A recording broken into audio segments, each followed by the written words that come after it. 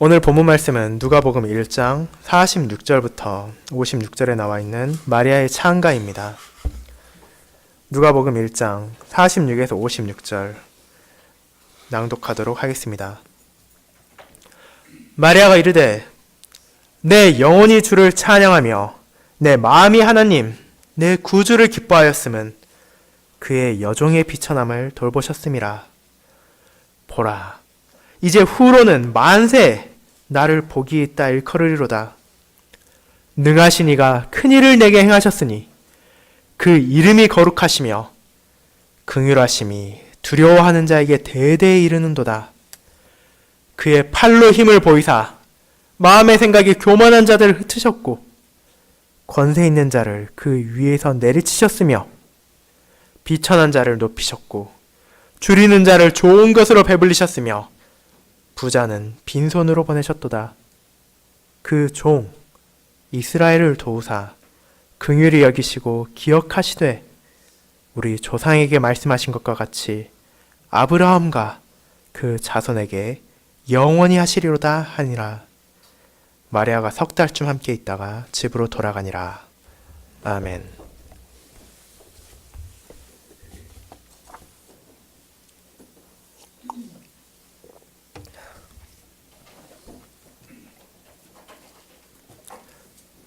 사랑하는 주 예수 그리스도 안에 있는 형제 자매님들, 여러분은 용비어천가에 대해 들어본 적 있으십니까? 어쩌면 구체적인 내용이 무엇인지는 모르고 누가 지었는지는 모르더라도 최소한 이름이나 유명한 구절 정도는 들어보신 분들이 많을 것이라고 생각됩니다.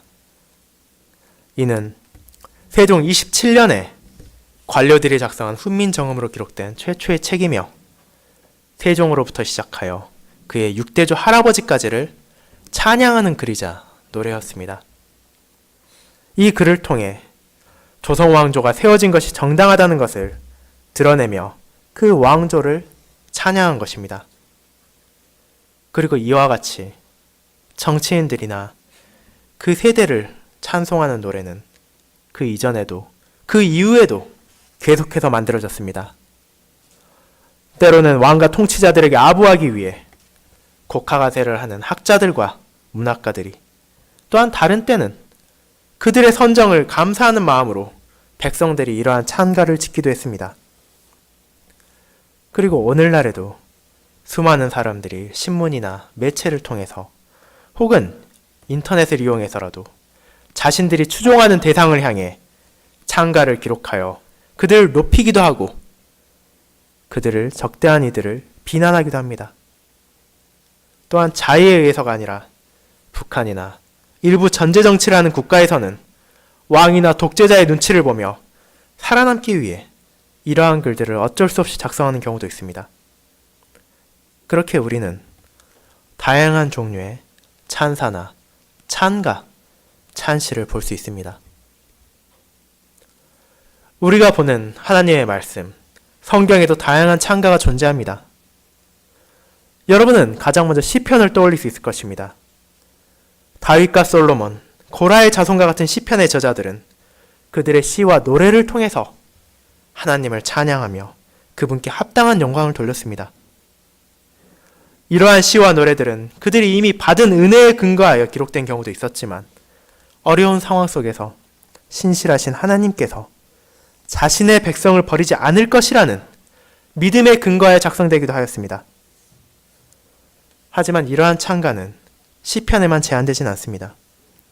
우리는 구약과 신약, 성경의 다른 부분에서도 이러한 찬가를 찾아볼 수 있습니다. 그리고 오늘 우리가 함께 살펴볼 그리스도의 탄생을 앞두고 마리아가 노래한 이 부분 역시도 이러한 찬가의 일종입니다. 이는 세상에서 가장 유명한 찬가 중에 하나이며 영어권에서는 이 부분 자체가 고유한 찬가라는 이름을 가진 이 마리아의 고백이 어째서 세상의 일반적인 찬양과 찬시, 찬가와는 다르며 이를 통해 우리가 그녀의 믿음과 그녀를 시작으로 한 이스라엘 백성, 하나님의 모든 백성에게 주어진 은혜가 얼마나 크고 놀라운지를 보게 될 것입니다. 그렇게 오늘 오전 저는 누가복음 1장 46에서 56절을 통해 마리아가 부른 찬가의 의미에 대해서 알아보며 이를 통해 주님께서 이 땅에 오시는 것이 신자가 얼마나 기뻐하며 감사해야 하는가에 대해 살펴볼 것입니다. 저는 이 본문을 마리아의 믿음의 찬가라는 제목으로 설명드리고자 합니다. 그리고 찬가가 포함하는 내용에 대해 다음 두 가지 부분으로 나눠서 알아볼 것입니다. 첫 번째, 마리아 개인의 찬가. 두 번째, 언약 백성의 찬가가 그것입니다. 형제자매 여러분, 오늘 우리가 읽은 찬가는 마리아가 작성한 것입니다. 그리고 이 마리아는 세상에서 가장 극단적인 평가를 받고 있는 사람 중에 한 명일 것입니다. 주님의 동정녀 탄생을 믿지 않는 무신론자들과 다른 종교를 가진 이들은 마리아를 향해 그 자신의 부정을 감추고 아들을 신의 자식이라 칭하게 한 사기꾼이라고 바라보기도 합니다. 그리고 그러한 종교를 믿는 신자들을 향해 어리석다고 비웃으며 경멸하기도 합니다. 하지만 동시에 그녀는 정반대로 극단적인 평가를 받기도 합니다. 로마 카톨릭에서는 그녀를 어떻게 대하고 있습니까? 높이고 칭송하다 못해 이제는 그녀의 위치를 하나님께 근접하게 끌어올렸습니다. 1950년 카톨릭의 교황 비오 12세는 마리아가 승천했다는 것을 다음과 같은 말로 교회에 반포했습니다. 우리 주 예수 그리스도와 복되신 사도 베드로와 바오로 그리고 성자의 고유한 건의에 따라 원죄에 물들지 않고 평생 동정이신 하나님의 어머니 마리아께서 지상의 생애를 마치신 다음 영혼과 육신이 함께 천상의 영광으로 들어올림을 받으셨다는 교의를 하나님께서 계시하신 대로 공언하고 선언하며 분명히 정의하는 바이다. 즉, 그들은 마리아를 인간에서 벗어난 존재로 만들었습니다. 원죄에 물들지도 않고 영혼만이 아니라 육신까지도 천상의 영광이 들어올려졌기 때문입니다. 그리고 이러한 잘못된 교리를 10여 년 후에 열린 제2차 바티칸 공의회에서도 재확인하고 확장함으로 이 오류를 자신들의 교회 헌장에 박아넣었습니다. 그들에게 있어 마리아는 한 명의 신자로서 살아가고 죽은 것이 아니라 지금도 살아있는 신자들의 주인이며 예수 그리스도를 더욱 완전히 닮게 되었으므로 그녀를 숭배하고 칭송하는 데 있어 전혀 부족함이 없는 존재가 되어버렸습니다. 하지만 이것은 바른 것이 아닙니다. 그들은 이것을 하나님의 계시에서 찾았다고 하지만 우리는 성경 그 어느 곳에서도 그러한 가르침을 찾아볼 수 없습니다. 마리아가 예수 그리스도와 닮아갔다는 것은 물론이며 원죄에서 자유롭다거나 죽음 후에 승천했다는 것은 하나님의 말씀에 기록되지 않은 그들의 공상이며 오류에 불과합니다. 또한 먼저 말한 무신론자나 다른 종교인들의 비판 역시도 잘못되었습니다. 마리아가 주님을 잉태한 것이 부정한 관계에 의해서가 아니라 하나님께서 그분의 특별한 방식으로 자신의 백성에게 은혜와 자비를 베푸셨다는 것을 다른 곳이 아니라 우리는 하나님의 말씀에서 볼 수 있기 때문입니다. 그렇게 우리가 보는 마리아는 세상이 주장하는 양극단과는 전혀 다릅니다. 우리는 그녀를 부정한 여자로 보지 않으나 동시에 그녀가 예수님과 같이 신성을 띠게 되었다고는 생각하지도 않습니다. 그리고 성경이 알려주는 마리아는 그러한 극단적인 양면을 가진 인물이 아니라 오히려 여호와 하나님께 순종적이며 믿음으로 자신에게 주어진 놀라운 은혜에 감사하며 하나님을 찬양한 한 명의 언약 백성입니다. 그리고 우리는 하나님의 말씀에 계시된 그대로 그녀에 대해서 알아가며 그녀의 찬가를 살펴볼 것입니다. 오늘 이 찬가를 이해하기 위해서는 먼저 그 배경에 대해 간단히 알아야 할 필요가 있습니다. 어떤 상황에서 마리아는 이 찬가를 부른 것입니까? 먼저 이에 앞서 하나님께서는 천사를 보내셔서 마리아에게 놀라운 일이 일어날 것이라는 것을 알렸습니다. 28절에서 천사는 다음과 같이 마리아에게 말합니다. 은혜를 받은 자여 평안할지어다. 주께서 너와 함께 하시도다. 이러한 말로 그녀를 찾아온 천사는 보라, 내가 잉태하여 아들을 낳으리니 그 이름을 예수라 하라. 그가 큰 자가 되고 지극히 높으신 이의 아들이라 일컬어질 것이요 주 하나님께서 그 조상 다윗의 왕위를 그에게 주실 것이다 라고 알렸습니다. 이를 통해 마리아는 하나님께 은혜를 입어 하나님의 독생자이시며 그 백성을 건지실 메시아를 낳도록 택함받은 것입니다. 물론 이를 받아들인다는 것은 결코 쉽지만은 않았습니다. 그녀는 먼저 의문을 품었습니다. 결혼을 하지도 않았고 정숙했던 그녀가 어떻게 아들을 낳을 수 있는가에 대해 물었습니다. 하지만 가브리엘은 하나님의 모든 말씀은 능하지 못하심이 없느니라. 이 가르침을 통해 그녀의 친족인 엘리사벳 역시 늙어서 임신을 할 수 없는 상황이었지만 하나님의 은혜로 인해 아들을 배웠다는 것을 알려주었습니다. 이 말을 들은 마리아는 엘리사벳을 방문했습니다. 그리고 엘리사벳이 정말로 아이를 가졌다는 것을 눈으로 보고 그녀의 찬가를 들음으로 천사 가브리엘이 자신에게 말한 것이 단순히 꿈이나 착각이 아니라 정말로 하나님의 말씀이라는 것을 확신할 수 있게 된 것입니다. 즉, 엘리사벳을 통해 사람에게 불가능한 일을 이루신 하나님께서 그분의 능하심으로 자신에게도 누구도 가능치 못한 일을 하시며 그 일을 통해 큰 은혜를 베푸셨다는 것을 확실하게 깨달았습니다. 이를 확신하고 알게 된 마리아는 하나님께 찬가를 올립니다. 하나님의 은혜와 신실하심을 배경으로 그분께 영광을 돌린 것입니다. 그녀의 찬가는 구약에 나온 사무엘의 어머니인 한나의 감사의 노래와 유사한 점이 있으나 단순히 이를 찬양한 것이 아니라 시편이나 다른 여러 구절을 통해서 기록함으로써 하나님께서 그녀에게 베푼 은혜가 얼마나 큰지를 보게 하였습니다. 그녀의 노래는 먼저 이렇게 시작합니다.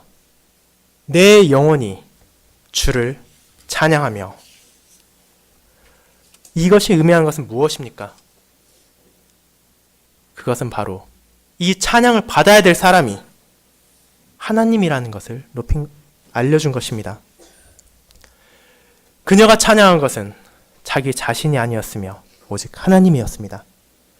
하나님이 자기에게 은혜를 베풀었기에 그녀는 내 영혼과 내 마음을 통해 구주인 하나님을 기뻐하며 감사했습니다. 그렇게 그녀는 영혼과 마음을 통해 하나님께 찬양을 한 것입니다. 바리새인들이나 유대 지도자들과 같이 입으로만 하나님을 찬양한다 말하고 모든 영광과 모든 권리를 자신들이 가지려 했던 것이 아니라 마음과 영혼을 통해 하나님께 먼저 감사했습니다. 그리고 그녀는 그 하나님을 자신의 구주라고 고백합니다. 자신을 구주라는 것은 바로 자신을 구원할 자라는 소리입니다. 마리아는 하나님만이 자신을 구원할 수 있다는 것을 알고 있었습니다. 그렇기에 하나님을 높이는 이 순간에도 하나님이 누구인지를 고백하며 그 하나님의 은혜를 받은 자신이 누구인지를 동시에 고백합니다.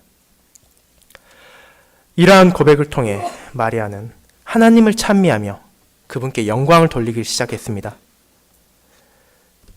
그리고 우리는 엘리사벳이 마리아를 복되다고 칭하며 그녀와 기쁨을 나눈 것처럼 그녀만이 아니라 유대인과 이방인에 존재하는 모든 하나님의 언약 백성이 이러한 기쁨을 함께하며 이 복을 내려주신 하나님의 손길을 바라볼 것을 그녀의 이어지는 찬가를 통해 보게 됩니다. 그녀는 바로 자신을 하나님의 비천한 여종이라고 칭합니다. 자신을 여종이라 칭함으로 하나님만이 그녀의 주인이며 자기 자신이 낫다는 것을 인정합니다. 그리고 그러한 자신을 통해 하나님께서 일으키신 놀라우신 일을 그분이 하신 능하신 일이며 그를 통해 만세가 복이 있다고 자기를 칭할 것이라는 것을 알았습니다. 세상 모두가 그녀가 잉태한 사람이 누구인지를 알게 되었습니다. 그렇기에 당시에 많은 사람들이 마리아와 주님을 인정하지 못했지만 하나님의 복음을 듣고 그 복음이 전파됨에 따라 만대 세상의 영원까지 그분의 모든 언약 백성들은 주님을 칭송하며 그 주님을 마리아를 통해 이 땅에 보내신 하나님께 감사를 합니다. 그리고 이 마리아가 복이 있음은 그녀 자신이 훌륭하고 뛰어나서가 아니라 그녀를 통해 하나님께서 약속하신 구원자를 보내셨기에 하나님의 사용하시는 사람이 되어서 복이 있다고 칭한 것입니다. 하지만 마리아는 겸손함을 잃지 않았습니다. 마리아는 자신이 받은 은혜가 능하신 이 하나님으로부터 온 놀라운 일이라는 것을 표현합니다. 천사 가브리엘이 그녀에게 알린 것처럼 하나님께서 능력이 있으신 분이시며 세상에 그 누구도 할 수 없는 것을 아무 문제 없이 이루실 수 있는 전능하신 하나님입니다. 그렇게 그분께서는 큰 일, 동정녀가 잉태한다는 세상의 과학이나 학문으로는 결코 이룰 수 없는 놀라운 일을 행하셨습니다. 그렇게 잉태된 아들은 평범한 아이가 아니었습니다. 그분께서는 하나님께서 자신의 사랑으로 이 땅에 보내신 구원자이시며 다윗의 왕위를 받아 영원히 이스라엘을 왕으로 다스리실 왕 중의 왕이시며 하나님의 독생자이십니다. 그렇기에 49절을 통해 마리아는 그녀의 잉태와 태어나실 예수님을 통해 드러나는 하나님의 자비로우심과 사랑이 얼마나 크고 놀라운지를 고백합니다. 이러한 감사를 찬양한 마리아는 이제 하나님의 거룩하심을 노래합니다. 그분께서는 거룩하신 하나님이십니다. 세상과 같지 않으시고 헛된 우상과 다르시며 나약하고 악한 인간과도 구별되는 거룩하시며 능하신 하나님이십니다. 이 하나님께서 모든 것을 행하셨기에 마리아는 자기 자신에게 영광을 돌리는 것이 아니라 자기 자신의 상태를 구원자를 나를 놀라운 여자라 칭하는 것이 아니라 오직 하나님께 합당한 가장 높은 영광을 돌리며 그분께 행하신 일에 감사할 뿐입니다. 마리아가 이처럼 기뻐하며 감사할 수 있었던 원인은 무엇입니까? 이는 바로 자기 안에 잉태된 분이 거룩하신 하나님께서 보내신 구원자라는 것을 알았기 때문입니다. 마리아의 창가를 통해 우리는 그녀가 성경에 대한 지식이 없는 것이 아니라 이미 말씀을 충분히 배웠고 그 말씀이 가르치는 것을 알고 있었다는 사실을 알 수 있습니다. 그렇게 그녀는 마땅히 하나님께서 약속하신 구원자에 대해서도 알고 있었을 것입니다.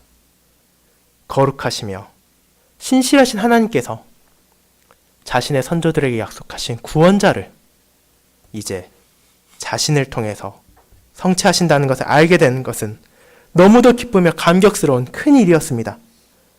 처녀가 결혼하지 않고 아이를 낳는다는 것은 당시 큰 불명이었으며 그녀에게 부정한 여자라는 꼬리표가 평생 달릴지도 몰랐지만 이러한 것은 그녀에게 있어 문제가 되지 않았습니다.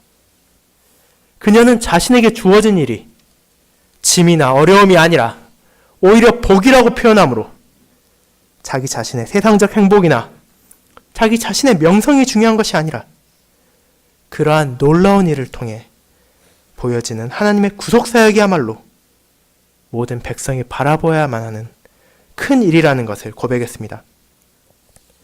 그렇기에 하나님의 크신 능력으로 마리아의 태를 사용하여 이 땅에 그리스도가 오신다는 것은 그녀에게 있어 큰 기쁨이며 감사였습니다.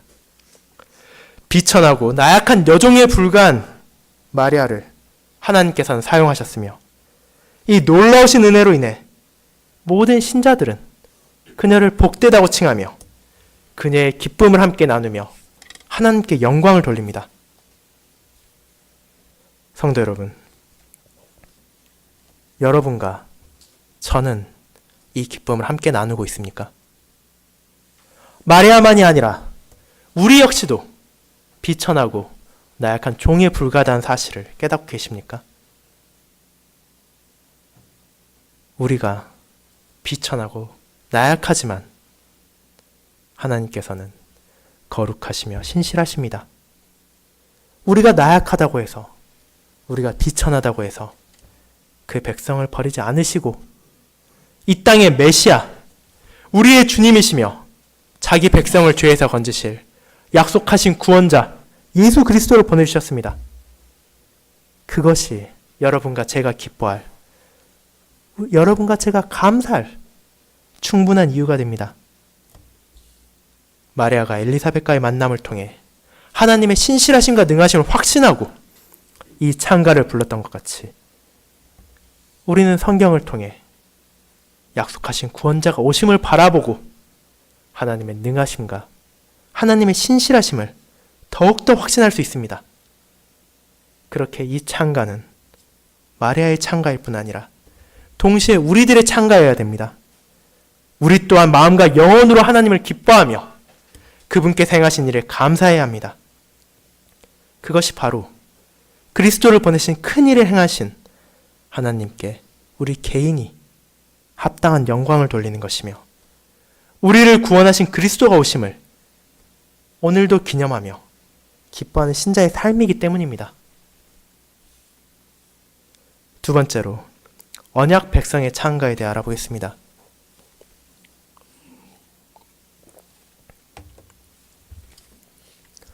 사랑하는 형제자매 여러분, 마리아의 찬가는 분명 그녀 개인의 기쁨과 감사를 표현하고 있습니다. 하지만 이 찬가가 그녀 개인만의 기쁨과 감사를 표현한 것은 아닙니다. 이 노래는 마리아가 경험하며 마리아가 받은 하나님의 놀라운 은혜에 대해 자신의 기쁨과 감사함으로 시작되지만 거기서 멈추는 것이 아니라 하나님의 모든 언약 백성들이 받게 될 구원자에 대한 찬양으로 이어지기 때문입니다. 그렇게 마리아는 이제 개인적인 감사의 표현에서 멈추지 않고 언약 백성으로서 하나님께 찬가를 부릅니다. 그녀는 가장 먼저 하나님의 긍휼하심을 받을 대상이 누구인지를 설명합니다. 50절은 다음과 같습니다. 긍휼하심이 두려워하는 자에게 대대에 이르는도다. 우리가 문맥을 살피면 이 두려움이 무엇을 의미하는지 깨달을 수 있긴 하지만 본문을 넘겨 읽으면 이것에 대해 약간 다르게 생각할 수도 있습니다. 이 두려워하는 것은 무엇입니까? 하나님의 긍휼하심을 두려워하는 것입니까? 아니면 세상을 두려워하는 것입니까? 마리아의 노래의 원문을 직역하면 좀 더 이해에 도움을 받을 수 있습니다. 이는 다음과 같습니다. 그분의 긍휼하심이 그분을 두려워하는 자들에게 대대에 있을지이다. 즉, 하나님의 긍휼하심, 하나님의 자비는 그분을 경외하는 자들에게 베풀어집니다. 이 자비는 어린 자녀들이 좋아하는 산타의 선물 보따리가 아닙니다. 하늘에서 무작위로 쏟아져서 그 밑에 있는 사람은 누구나 그것을 받을 수 있으며 아무 구별 없이 주어지는 것이 아닙니다. 하나님의 자비의 대상은 분명합니다. 하나님을 경외하는 자, 그분의 거룩함을 인식하고 자신의 부족함을 고백함으로 하나님이 어미로우시다는 것을 바르게 이해하는 자들에게 이 자비가 베풀어집니다. 그리고 마음과 정성을 다해 하나님을 경외하는 자신의 백성들에게는 하나님께서 언제나 긍휼을 베풀어 오셨습니다. 마리아는 하나님의 말씀을 들음으로 그분의 자비하심이 자신들의 조상들에게 베풀어졌음을 알고 있었습니다. 또한 주님의 신실하심으로 인해 이 자비가 멈추실 일이 없다는 것도 고백합니다. 그렇게 이 자비가 베풀어지는 것은 한 세대, 한 가족, 한 가정만이 아니라 창세로부터 시작하여 그리스도의 날이 올 그날까지 계속될 것이라는 것을 마리아는 확신했습니다. 이 확신을 마리아는 대대에 이르는도다 라는 표현을 통해 고백한 것입니다. 그리고 성부 하나님께서는 자신의 백성들에게 그분의 말씀을 주심으로 자신이 누구인지를 계시하고 성자 하나님께서 그들을 죄와 사단의 결박에서 건져내시고 성령 하나님께서 그들 안에서 역사하심으로 그들을 조명하사 그 백성들이 하나님을 바르게 알고 하나님을 합당하게 경외할 수 있도록 자비를 베풀어 주십니다. 이것이 큰 은혜임은 우리의 능력으로 되는 것이 아니며 온전히 하나님의 선하심과 긍휼하심으로 된 것이기 때문입니다.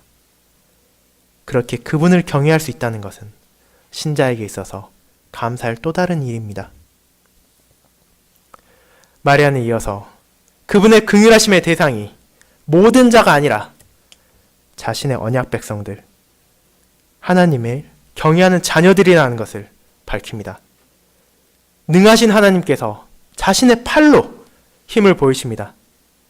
하나님의 팔이라는 표현은 시편 44편이나 89편을 비롯한 구약 성경에서 하나님의 능력을 보이시는 데 사용되었습니다. 하나님께서는 이 팔을 통해 대적을 파멸시키시며 자신의 백성을 구원하십니다. 그리고 마리아는 하나님의 힘이 무엇을 벌하시는지를 보여줍니다. 먼저 하나님께서는 마음이 생각이 교만한 자를 흩으십니다. 겉으로는 순종적이며 하나님을 따르는 것처럼 행동하면서도 마음으로 그분을 멸시하며 자신을 높이고자 하는 사람들이 너무나 많습니다. 또한 그 마음의 악함을 자신들의 삶을 통해 당당히 드러내는 어리석은 인간들도 존재합니다. 그러한 교만한 자들을 하나님께서는 결코 간과하지 않으십니다. 그렇게 마리아의 찬양을 통해 우리는 먼저 바벨탑을 건설했던 인류를 떠올리게 됩니다. 그들의 탐욕은 끝이 없었으며 그들의 교만함의 끝은 하나님과 같이 되려는 것이었습니다. 하늘에 닿을 정도의 탑을 쌓음으로 자신들의 이름을 높이고자 했던 그들을 하나님께서는 벌하시고 흩어버리셨습니다. 그리고 그들의 후손들 역시 동일한 죄를 반복합니다. 마음으로 하나님을 높이고 경외하는 대신 자신의 이름을 높이고자 하며 자신의 뜻과 자신의 명예를 세상에서 세우고자 합니다. 언제 무너질지 모르는 사상 누각을 쌓아 올리면서도 그것을 즐거워하며 그러한 자신의 노력에 만족합니다. 그러한 교만한 자의 어리석음은 만천하에 드러날 것이며 그들은 세상에서 굳게 서서 칭송받는 것이 아니라 그 교만함으로 인해 하나님의 능력으로 인해 벌을 받아 뿔뿔이 흩어지게 될 것입니다. 또한 권세 있는 자 역시 하나님의 힘에서 벗어날 수 없습니다. 52절은 권세 있는 자를 하나님께서 그 위에서 내리치셨으며 라는 표현을 사용하며 이를 원화에 가깝게 직역하면 하나님께서 지배자들을 옥자에서 끌어내리신다는 표현입니다. 여기서 나오는 권세 있는 자들은 왕이나 통치자들 같은 지배자들을 가리키는 말입니다. 세상의 왕들과 지배자들은 옥자에 앉아서 자신의 나라를 다스리며 권력을 과시합니다. 그들이 옥자에 앉아있는 한 신하들과 백성들은 그들을 왕으로 대접할 것이며 그들의 명령에 따라 모든 것이 이루어질 것입니다. 하지만 그러한 지위와 권력 역시도 하나님을 향한 경외심과 그분의 뜻에 따른 순종이 없다면 어떤 것도 보장할 수 없습니다. 자신들의 지위와 권세를 하나님께서 이 땅을 다스리시기 위해 주었다는 것을 바르게 인식하지 못한다면 그들은 결국 허망한 일을 하는 것이며 온 세상을 다스리시는 하나님의 정죄에 놓이게 될 것입니다. 왜냐하면 왕을 세우시고 끌어내리시는 장본인은 여호와 하나님이시기 때문입니다. 그렇게 우리는 세상의 지배자를 하나님처럼 떠받들고 그들을 찬양하는 것이 아니라 그러한 왕들 위에서 모든 것을 주관하시는 하나님께 영광을 돌리고 감사해야 한다는 것을 이 찬가를 통해 보는 것입니다. 마지막으로 마리아는 부자들을 빈손으로 보내신다고 노래합니다. 권력자들과 마찬가지로 부자들은 자신들의 소유야말로 가장 중요하다고 생각하는 경향이 강합니다.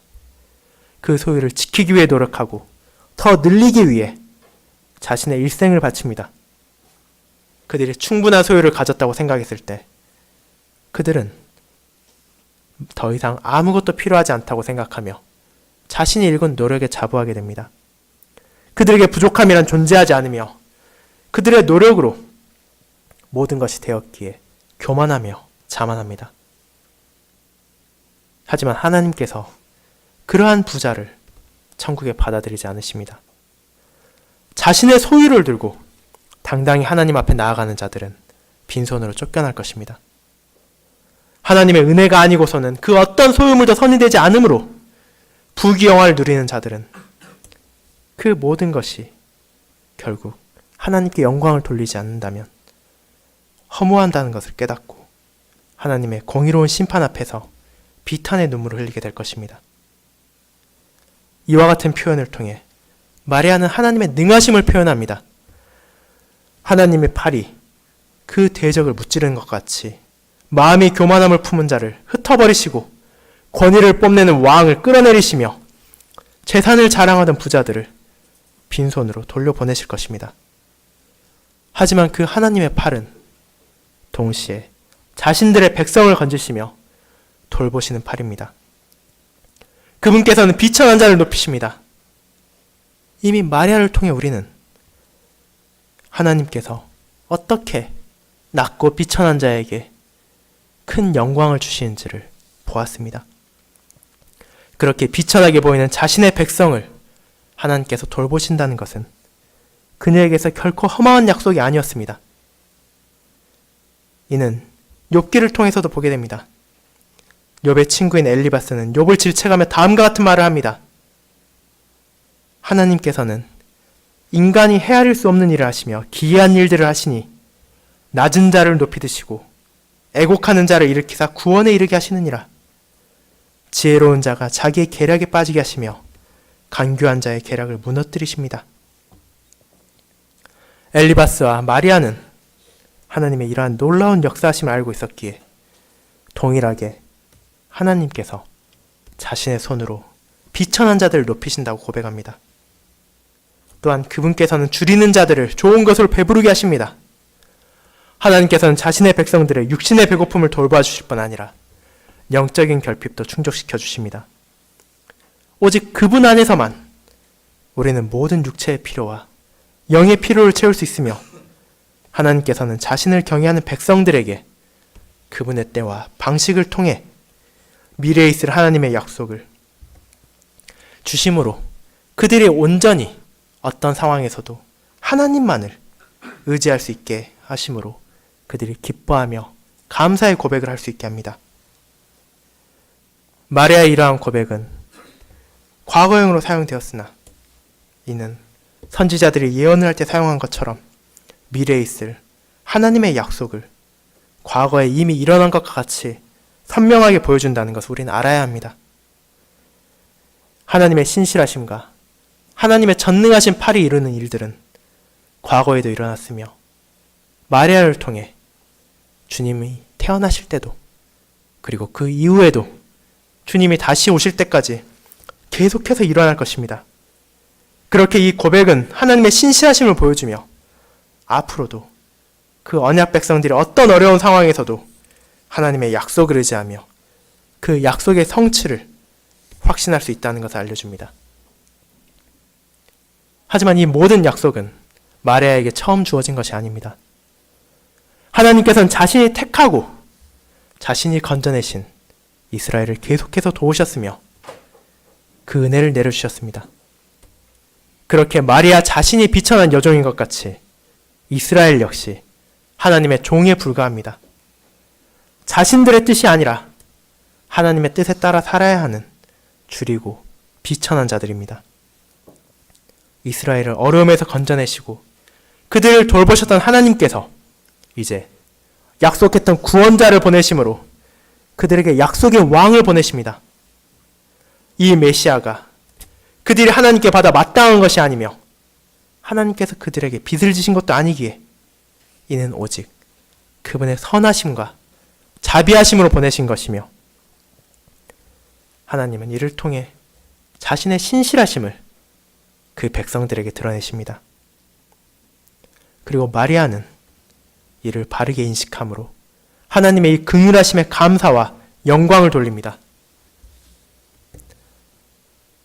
이러한 감사의 표현을 통해 우리는 당시에도 마리아를 비롯한 신실한 신자들이 많은 유대인들이 생각했던 정치적, 군사적인 메시아에 대한 인식만이 아니라 말씀에 대해 바르게 이해를 하고 그 하나님께 영광을 돌리는 찬가를 했음을 깨닫게 됩니다.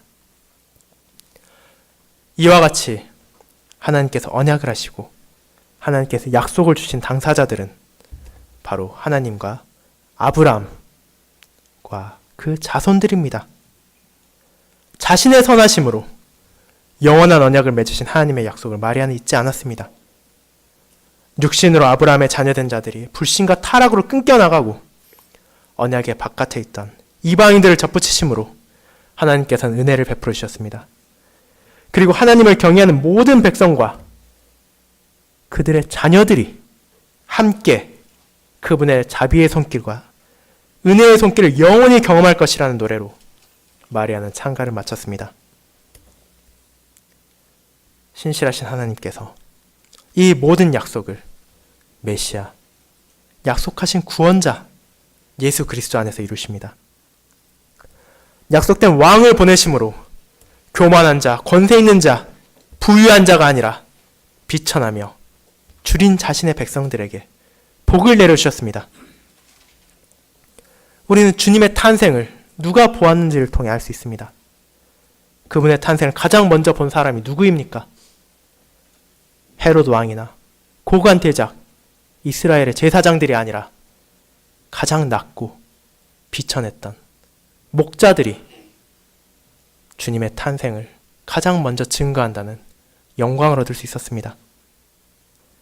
또한 주님께서는 자신의 사역을 통해서도 산상설교로 알려진 마태복음의 5장의 가르침을 통해 자신의 백성들이 세상에서 곤욕을 치르고 어려움을 겪을지라도 그들이 진정으로 복이 있는 자들이며 그들에게 하늘의 상이 주어질 것이라는 약속을 하심으로 마리아가 오늘 부르는 노래가 단순히 그녀 개인의 소망이 아니라 모든 언약 백성이 누릴 하나님의 은혜와 긍휼하심이라는 것을 증거하셨습니다.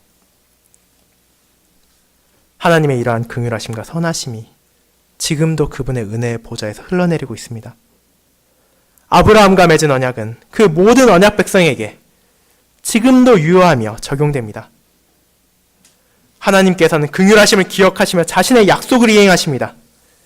그렇게 마리아가 주님의 오심을 깨닫고 기뻐하며 노래한 것은 단순한 개인의 기쁨을 넘어서 언약 백성 전체의 기쁨이 됩니다.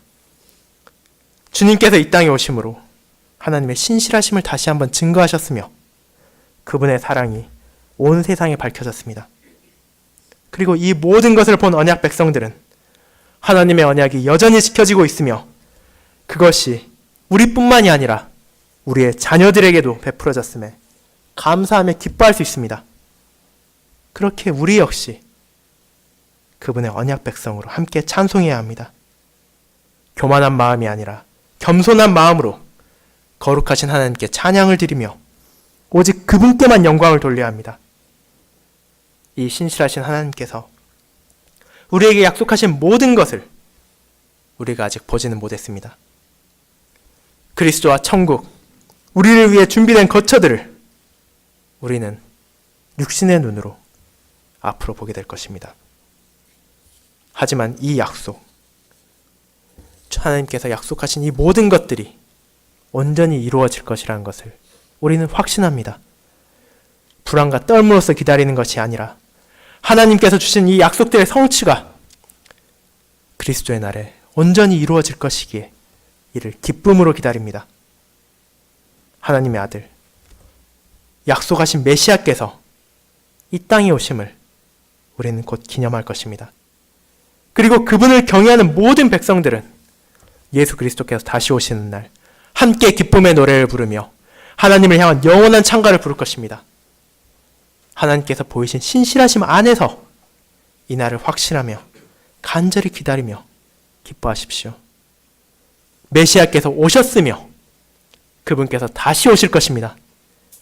우리 역시 마리아와 같이 하나님의 말씀이 이루어지며 성취되는 것을 직접 경험할 것입니다. 그날이 올 때까지 우리 역시 하나님께 찬가를 부르며 그분께 영광을 돌리는 한 주를 보내도록 합시다. 아멘.